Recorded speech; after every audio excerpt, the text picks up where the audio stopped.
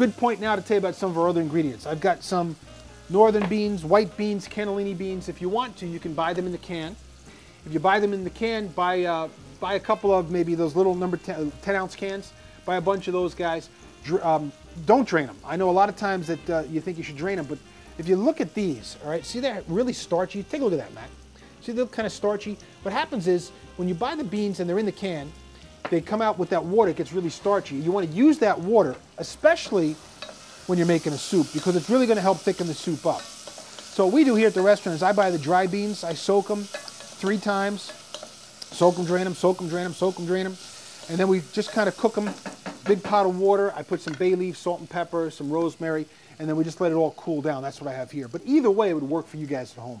Okay, so now, Matt, take a look in here. Take a look. Look what we got. Okay? See what I have here? See the bottom's all brown? Can you see that? The bottom's all brown here. Here's our sky cam. Come on, Matt. Give me the sky cam. See the brown? All right? That's all going to scrape up when we add some liquid and bring the temp down the pan. In the meantime, see the color? We get a nice golden color here. We've got the pancetta, we've got the garlic, and we've got the onion. To this now, I'm going to add the beans. Okay? Still, a little bit of oil on the bottom. We really don't have any liquid there. And we're okay. So far, so good. Because what we're going to do is we're going to add a little white wine. We have some spinach. Here I've got some fresh rosemary. Now, I could do a bunch of different ways with the rosemary. What we could do is I could grab a stem and I could just kind of pull the needles off. All right. The problem is that if I do it this way and I throw these in just like that, the problem is somebody's going to get a bite of these. You're going to end up biting some of that. And I don't think that's, I think it's great to flavor the dish, but I don't think that we want to have bites of the rosemary. So instead, we're going to keep the rosemary on the stem. We're going to throw the whole stems in. That's going to perfume the whole soup. And then what we're going to do is we can always pull that out. A little bit of white wine. I'm going to let this go for a couple minutes. This will be a great time for you guys at home to take a short break. You come back, and you better come back. We'll finish this soup. We'll show you how to finish this one. And I got another great one after this because we're getting ready for these cold days coming ahead. Hey, it's New York after all, right? Stick around. We got more coming up.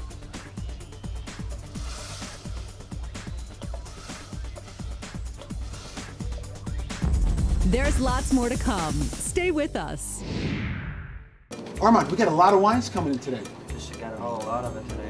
Well, I'm really excited about our brand new sponsor. It's drinkthegrapes.com. Matter of fact, it's the simplest way for you guys at home to order wine. Just go to drinkthegrapes.com, check out this extensive selection. There's everything there that you want, and you're going to save a ton of money.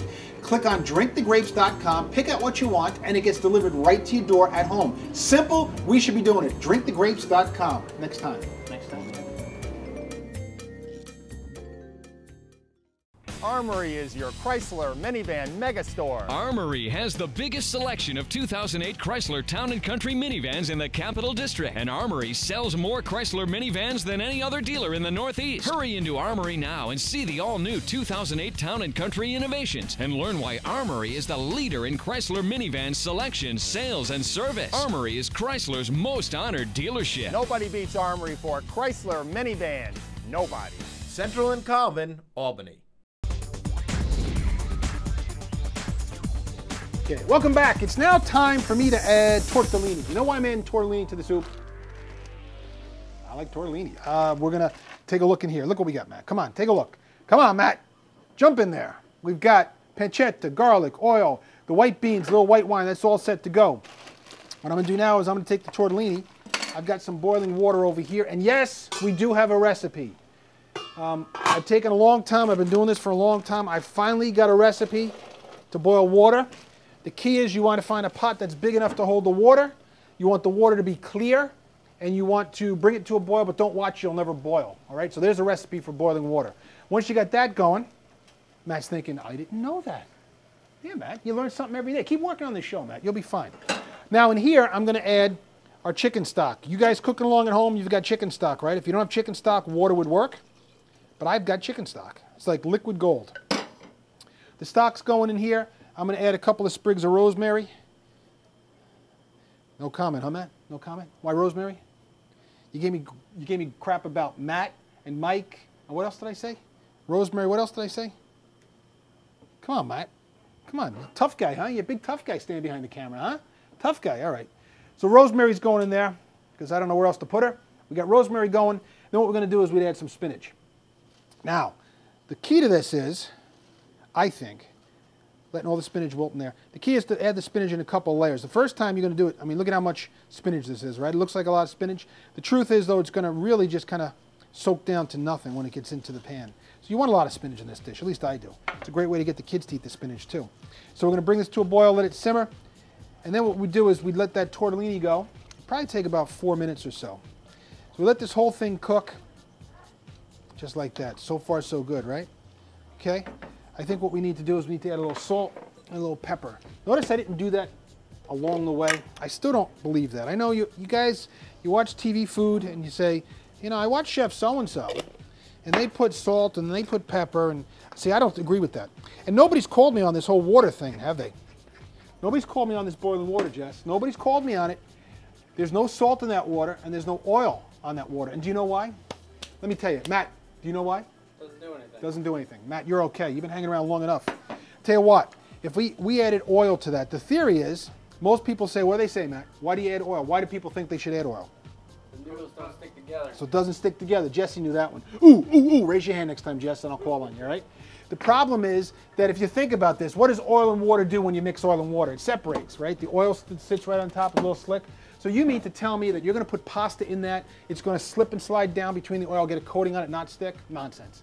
The only thing that it does do, and you don't even know why you do this, but you think you're doing it because it's not going to stick, it's not true. What it does do is it helps keep the surface tension of the water together. Boy, I'm a chemist now, look at me. I'm a chemist, Jess.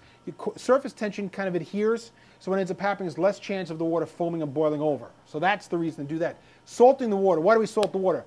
Come on, Jess. Keep it from boiling over. Keep it from boiling over. No, you're okay. Maybe we should wait till he gets here. Tell us when he's working, but he's not awake. The reason that you salt the water is people say it changes the boiling point. Yeah, it does. 1/2 of 1%. Now, I don't know about you, but I don't think that's going to save me a lot of time. The only reason to salt the water would be for seasoning. And what I always tell you, I'd rather season here and taste it. Unless you're going to season this and you're going to go in there and you're going to taste that boiling water, you really don't know if you've seasoned enough or not enough. Okay, so there's our tortellinis. They're cooked. How do I know they were done? Any idea, Matt? No idea. No idea. Good. Good answer. Survey says? Close to the top. Because they were floating to the top, exactly. You're learning, man. I'm telling you. Listen, first I'm going to make you a cook, and then I'm going to make you a plumber. Be a plumber. It's a lot more money. All right, so put that back. Now, what we do is we just kind of stir all this up. Bring it to a boil, lower it to a simmer. Want to thicken it up a little bit, you can do a couple of tricks here. You can do, if you wanted to, I don't know why I wouldn't do it, though. You can add a little flour. You can take a bit of butter, roll it in some flour. You can do all those things. You can add some cornstarch. You can slurry it. You can do this. You can do that. I'd much rather just add some butter. The butter's going to do two things. It's going to flavor our soup. It's also going to add a creaminess and help reduce it. So I'm going to add our butter. We'll let that bring that to a boil, lower it to a simmer. And what we end up having is what I have right here. Look at that, magic of television. Swap that right out. Okay, so that soup's going to be lunch for the camera guys. And what we have right here, woohoo! We've got our soup here, our spinach, our white beans, our pancetta, and our tortellini.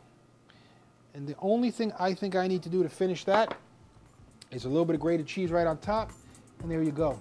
A real simple dish. I think the best part about making this too is you can make this ahead of time, keep it in the fridge, and just heat it up as you need it. If it thickens up a little bit in the fridge, that's okay. It'll come right back to a nice consistency once you put it on top of the flame. You could always touch it up with a little water. I think a great simple starter soup. You guys should be cooking these soups at home. If you don't like this one, I got another one coming up. It also includes spinach, but I tell you what, it's another killer dish. Stick around. It's pretty simple. Isn't it? Even Matt